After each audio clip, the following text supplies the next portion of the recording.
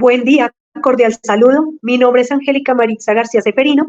En el marco de la maestría en educación y de la asignatura Liderazgo para el Cambio, se ha propuesto este espacio de diálogo con el propósito de comprender cómo se construye el liderazgo en contextos reales y cuál es su incidencia en los entornos sociales.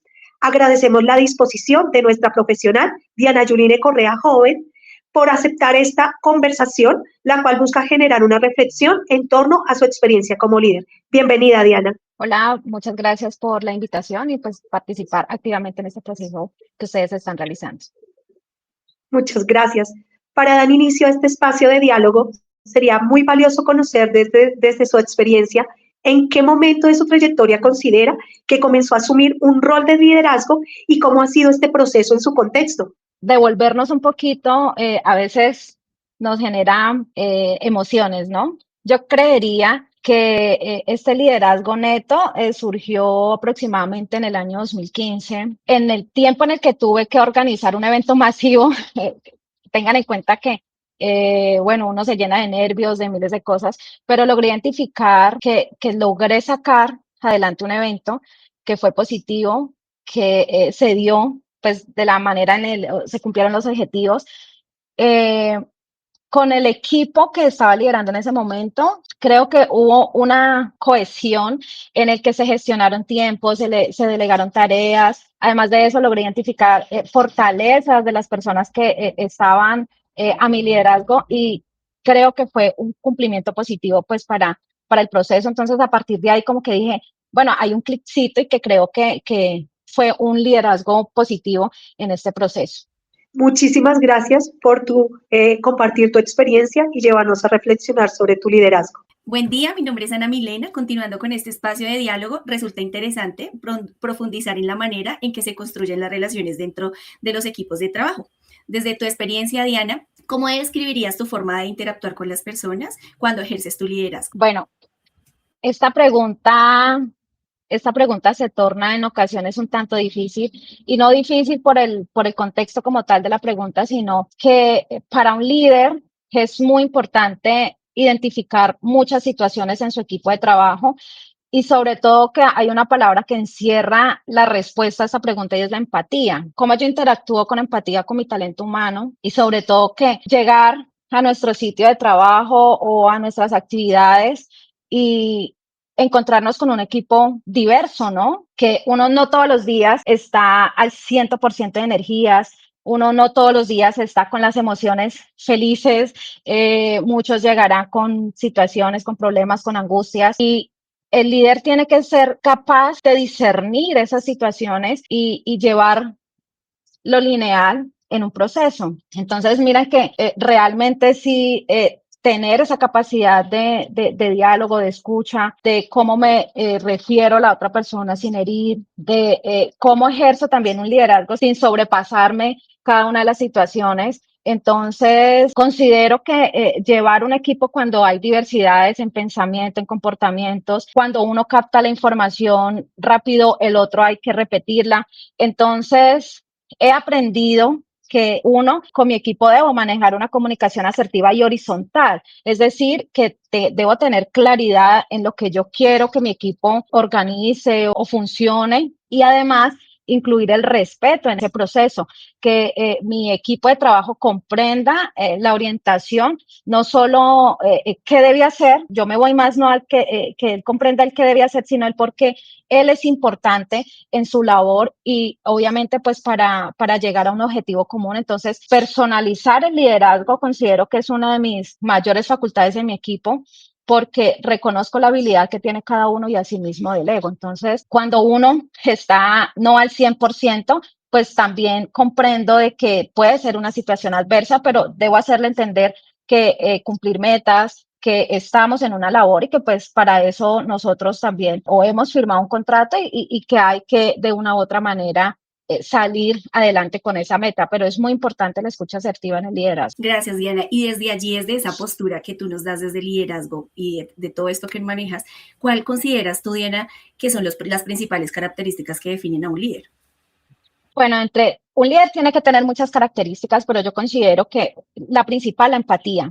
Pero aparte de la empatía, obviamente hay muchas más, que es la integridad y la ética, porque un líder trabaja con el ejemplo. Si yo como líder no soy ejemplo para mi equipo de trabajo, pues muy difícil voy a generar un espacio de confianza o que mi equipo tome mis ideas y diga, ok, hay que hacerlas, ¿ves? Entonces sí es importante que haya una integridad y una ética para lograr cohesión en ese proceso. Además de eso, lo hablábamos, la escucha asertiva, el líder tiene que tener la capacidad de adaptación para enfrentarse a muchas situaciones, ya lo hablamos también en cuestiones de personalidad, de diversidad de nuestro equipo de trabajo, tener resiliencia, porque es que resiliencia no es solamente resistir bajo presión, sino saber guiar al equipo y teniendo en cuenta de que en estos momentos yo estoy liderando un proceso aproximadamente de 30 personas, entonces imagínate la diversidad en cada uno de ellos y lograr que todos que todos vayan en la misma dirección de cumplir metas. Entonces, creería que la palabra más importante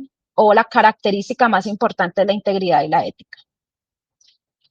Buenos días, Diana. Mi nombre es John Brady Leal González. Muchas gracias por la respuesta anterior, que ha sido además muy enriquecedora para nuestra propia experiencia.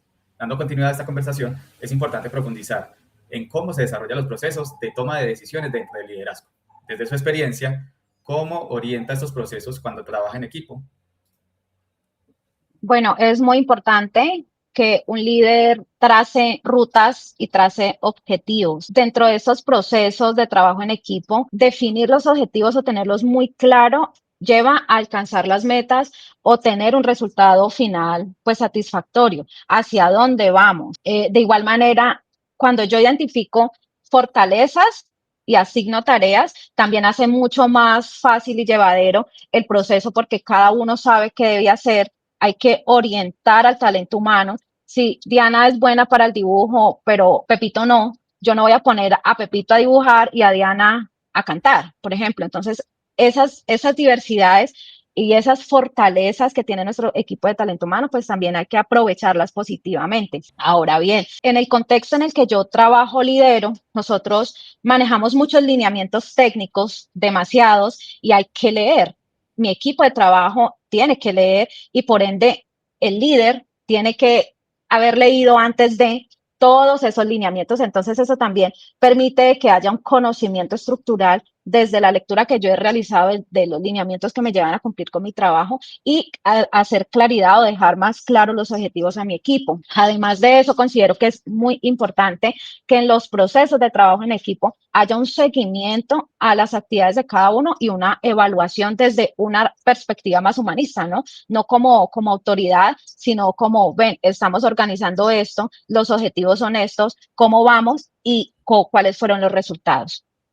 Muchas gracias. Y en ese sentido, ¿consideras que su estilo de liderazgo se inclina más hacia lo participativo o hacia lo directivo o alguna otra forma en particular?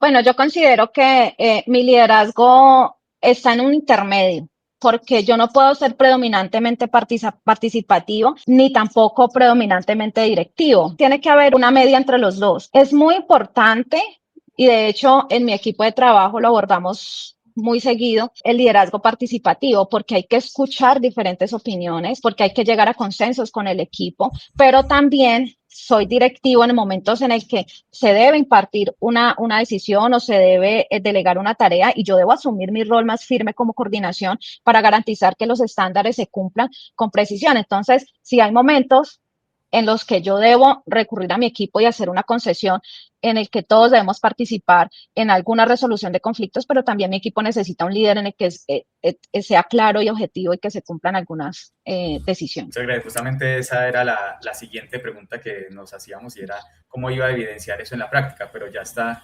totalmente contestada en esta respuesta. Muchas gracias. Buen día, mi nombre es Kelly Joana Álvarez Velázquez. Muchas gracias por los aportes que has compartido. Han sido muy significativos para entender tu experiencia como líder. En continuidad con este diálogo, resulta pertinente profundizar en las habilidades que sustentan el ejercicio como líder. En relación con tu trayectoria, ¿qué habilidades consideras que han sido clave para ejercer tu liderazgo de manera efectiva? Cuando uno inicia como en este proceso de liderazgo, uno en ocasiones tiene muchas dudas, ¿no? De uno mismo, pero con el tiempo creo que va uno tomando ciertas habilidades que son muy positivas, que resignifican y que hacen que cada vez la experiencia pues se adquiera como líder tome más relevancia y ya usted tenga más conocimientos. Creo que tengo una habilidad y es tomar decisiones bajo presión. En el contexto en el que yo trabajo, debemos hacerlo. Es primordial que se presente una situación y tengas la capacidad o la habilidad de tomar esas decisiones sin que afecten varios contextos o varias partes. Entonces, considero que con el pasar del tiempo sí he adquirido esa habilidad que me genera también, o yo trato de generar que la gestión del tiempo sea adecuada, que la organización tanto de mi equipo como de mi trabajo también sea adecuada. Siento que en muchas situaciones o en algunas tengo que ser estricta en algunos procesos,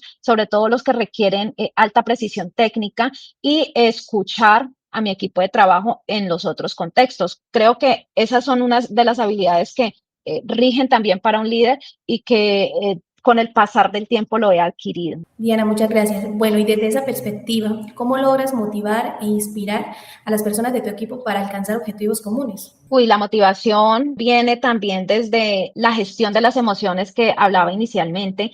Y es que cuando uno está en un trabajo donde no es motivado y donde no es valorado como talento humano, no son valoradas sus habilidades, pues es muy difícil querer continuar en ese equipo de trabajo. Entonces, para mí sí es importante, sobre todo en nuestro contexto, yo trato de que mi equipo de trabajo comprenda el valor o el impacto que tiene frente a la sociedad y frente a ese rol que está ejerciendo. Cuando hablamos de esa emoción positiva, ¿qué impacto nosotros estamos generando en la comunidad? Yo creo que es una de las cosas bonitas que nos llevan a motivarnos y nos llevan a continuar. No es solamente diligenciar formatos o llenar un cumplimiento o estar pendiente de unas metas administrativas, sino también que desde nuestro contexto, y yo les digo mucho a mi talento humano, nosotros estamos garantizando derechos, estamos mejorando calidad de vida. Cada vez que llegamos a una comunidad estamos siendo recibidos por los niños, por las familias, ver o identificar que las familias se están resignificando, que están